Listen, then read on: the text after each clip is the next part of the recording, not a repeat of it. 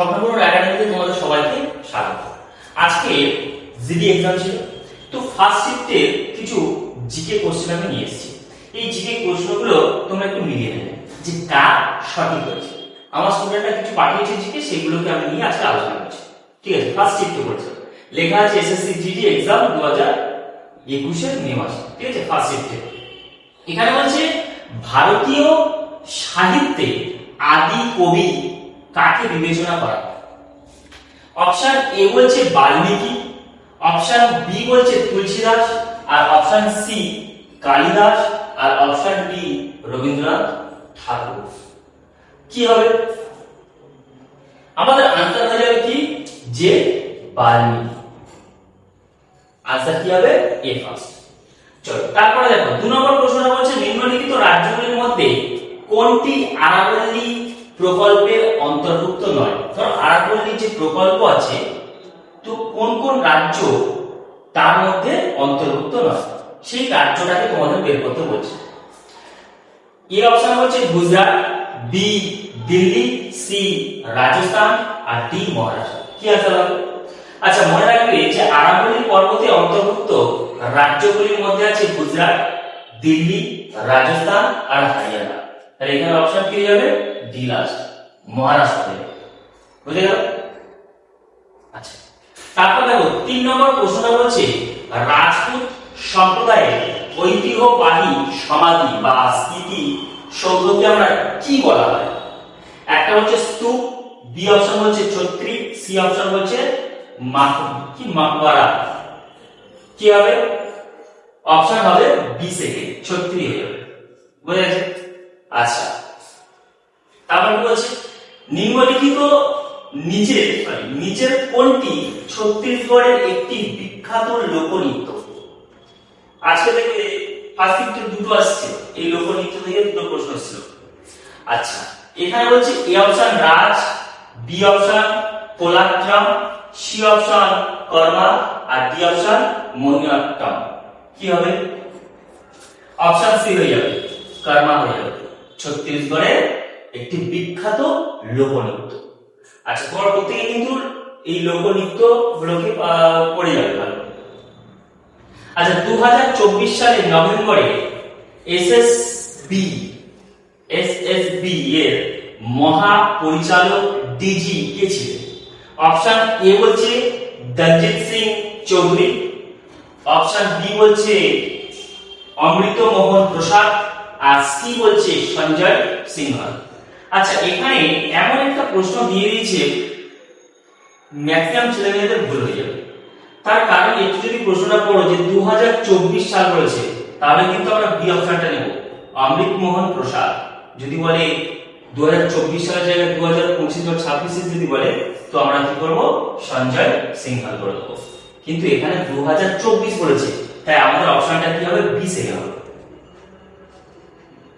তারপর 6 নম্বর প্রশ্নটা দেখো, কতটা ডেট থেকে প্রশ্ন দিয়ে যাবো। বলছে 25 জুলাই 2002 থেকে 25 জুলাই 2007 পর্যন্ত ভারতের 11তম রাষ্ট্রপতি কে ছিলেন? Option A K R Narayan, আচ্ছা B option doctor A P J Abdul Kalam, C option Pratibha Patil, আর হচ্ছে ডি অপশন প্রণব মুখার্জি। কে ছিল 11তম রাষ্ট্রপতি? কে ছিল? আচ্ছা, অপশন হবে বি থেকে ডক্টর এপিজে আব্দুল কালাম। প্রত্যেকটা মিলে মিলে কিন্তু। ঠিক আছে, চলো তারপরে প্রশ্নটা দেখো 7 নম্বর, 8 নম্বর, 9 আর 10 নম্বর প্রশ্নগুলো দেখো। বলছে নিচের কোন নাইট্রোজেন বর্জ্য পদার্থ মানব কিডনি দ্বারা রক্ত থেকে পরিশোধিত ও নির্গত হয়? অপশন এ বলছে urea, option B uric acid, option C urea এবং uric acid, D option ammonia. কি হবে? আচ্ছা, উভয়ই হবে, অপশন সি হয়ে যাবে তোমাদের আনসার। আচ্ছা, নিচের কোনটি প্রাণীর টিস্যু নয়? বলছে এপিথেলিয়াল টিস্যু, বি অপশন বলছে সংযোগকারী tissue, C option vascular tissue, আর ডি অপশন স্নায়বিক টিস্যু। কি হবে? আচ্ছা, আনসার কি হবে? অপশান সি হয়ে যাবে, ভাস্কুলার টিস্যু হয়ে যাবে। আচ্ছা, নিচের কোন প্রাণী জল এবং স্থল উভয় জায়গায় বাঁচতে পারে? সবাই জানে আমরা, এটা খুবই সহজ, উভয়চর। আচ্ছা, 10 নম্বরটা দেখো, জুন মাসে 2024 সালে উড়িষ্যাতে বিধানসভা নির্বাচন হয়েছিল।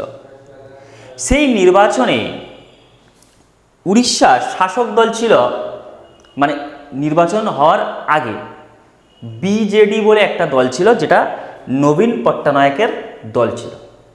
কিন্তু বর্তমানে যখন নির্বাচন হলো এবং সেখানে বিজেডির হার হয়েছে এবং বিজেপি ক্ষমতায় এসছে, তো তোমার প্রশ্ন বলছে যে কোন রাজনীতিবিদ উড়িষ্যা নির্বাচনে বিজেডি হারার পর রাজনীতি থেকে সন্ন্যাস নিয়েছে?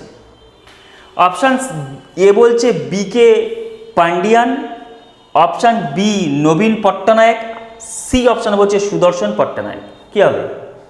অপশান এ হয়ে যাবে, বিকে পান্ডিয়ান, যিনি একজন কি আইএএস অফিসার।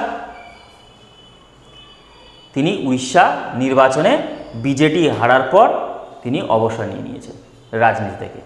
আচ্ছা, প্রত্যেকটুকু মিলিয়ে দেখবে যে এই 10টা প্রশ্ন দিলাম, কার কতগুলো হয়েছে, ঠিক আছে? আচ্ছা, তোমরা দেখেছো যে আমার অনেক স্টুডেন্ট বলছিল যে স্যার মানে জিডি এক্সামের আগে যে ক্লক থেকে কোনো রকম প্রশ্ন আসবে না জিডিতে। 2024 সালে ক্লকে প্রশ্ন এসেছিলো, কিন্তু 2025 সালে আমাদের কোনো রকম ক্লকের প্রশ্ন দেখা যায়নি বা ঘড়ির প্রশ্ন দেখা যায়নি। কিন্তু আমি ওদের বলেছিলাম না, ক্লক থেকে আসতে পারে, ঘড়ি থেকে প্রশ্ন আসতে পারে, তাই ওই চ্যাপ্টারটাকে দেখে যাবে।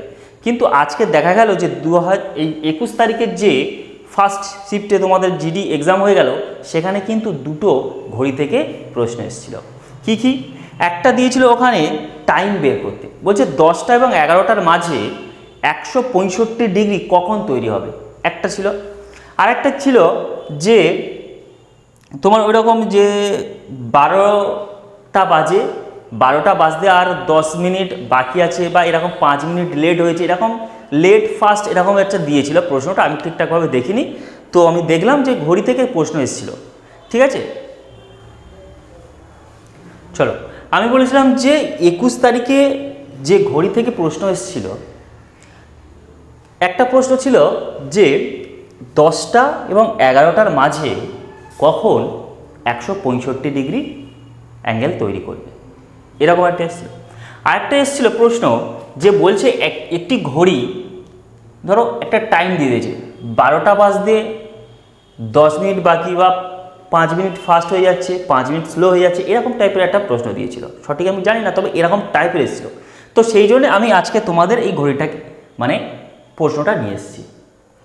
দেখো এখানে কি বলছে, এরকম টাইপের এসেছিল, বলছে একটি ঘড়ি রবিবার সকাল 8টার সময় 5 মিনিট স্লো হয়ে গেছে, যদি মঙ্গলবার সকাল 8টার সময় 7 মিনিট ফাস্ট হয়ে যাচ্ছে, একবার স্লো হয়ে যাচ্ছে একবার ফাস্ট হয়ে যাচ্ছে, তাহলে ঘড়িটি কখন সঠিক সময় দিয়েছিল?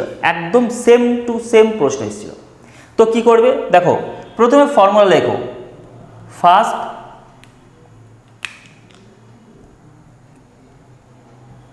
ফাস্ট লিখবে, আর এটা কি লিখবে, এটা আমরা লিখতে পারি স্লো লেখো।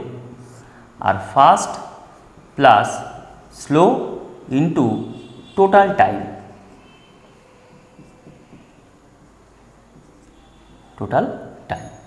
কীভাবে লিখব? আচ্ছা, এখানে প্রথমে কি বলে দিয়েছে, 5 মিনিট লেট ছিল, তাই তো? সেই জন্য আমরা আগে স্লোটাকে ধরে নিলাম, কি করলাম, 5 বসিয়ে দিলাম। যদি 5 মিনিট ফাস্ট থাকতো তাহলে কিন্তু আমরা 7কে উপরে বসাতাম, ঠিক আছে? এবার দেখো দুটোকে যোগ করলে কত হয়ে যাচ্ছে, 12 হয়ে যাচ্ছে। তার কারণ দেখো এখানে 5 এখানে 7, তো দুটো যোগ করো 12। এবার বলছে টোটাল টাইমটা কিভাবে বের করব। দেখো টোটাল টাইমটা বের করার নিয়ম কি, দেখো রবিবার সকাল কোথা থেকে শুরু করেছে, রবিবার সকাল 8টার সময় শুরু করেছে। আচ্ছা, শেষ করেছে কোথায়, মঙ্গলবার সকাল 8টার সময়। আচ্ছা, মাঝে তো একটা এসছে সোমবার, রবিবার, সোমবার, মঙ্গলবার। আচ্ছা, সকাল 8টা থেকে সোমবার সকাল 8টা কত ঘন্টা হয়? 24 ঘন্টা। আচ্ছা, সোমবার সকাল 8টা থেকে মঙ্গলবার সকাল 8টা পর্যন্ত 24 ঘন্টা। তো আমার টোটাল টাইমটা কত এসে গেছে? 48 ঘন্টা। এখানে বসিয়ে দাও 48 ঘন্টা। 12 দিয়ে 48 কেটে দিলে 4, হয়ে যাচ্ছে 20 ঘন্টা। 20 ঘন্টা এখান থেকে হিসেব করো। আচ্ছা, সকাল রবিবার সকাল 8টা থেকে সোমবার সকাল 8টা 24 ঘন্টা। আমার চাই কত ঘন্টা? 20 ঘন্টা। তো আমি কি করব? জাস্ট 4 ঘন্টা কমিয়ে দেবো। সকাল 8টা থেকে 4 ঘন্টা কমিয়ে দিলে কি হবে? সোমবার সকাল 8টা থেকে 4 ঘন্টা যদি মাইনাস করে দিই, তো ঠিক সোমবার সকাল 4টে সঠিক সময় দিয়েছিল। কোন অপশানটা আছে? দেখো, এটা তো হবে না, এটা হবে না, একমাত্র বি অপশান বলছে সোমবার সকাল 4টে সঠিক সময় দিয়েছে। ঠিক সেম টাইপের, ঠিক আছে? ক্লক থেকে প্রত্যেকে কিন্তু দেখে যাবে একবার চ্যাপ্টারটা, ঠিক আছে? তাহলে ফর্মুলাটা কি হয়ে গেল? যদি এরকম 5 মিনিট লেট 5 মিনিট ফাস্ট হয়ে যায়, তখন আমার ফর্মুলা হচ্ছে fast slow, fast plus slow into total time. তোমরা জানো টোটাল টাইমটা কীভাবে বের করতে হয়। ব্যাস, এই ফর্মুলাতে ফেলে দিলে তোমাদের আনসার চলে আসবে, ঠিক আছে? আশা করছি প্রত্যেকের ক্লাসটা ভালো লেগেছে। আমাদের যদি চ্যানেলটা, আচ্ছা যেটা পাঠিয়ে দাও, হ্যাঁ, আশা করছি তোমাদের ক্লাসটা ভালো লেগেছে। আচ্ছা, যদি ভালো লেগে থাকে তো কি করবে? সাবস্ক্রাইব করবে, লাইক করবে এবং বন্ধুদের কাছে শেয়ার করবে, ঠিক আছে? চলো।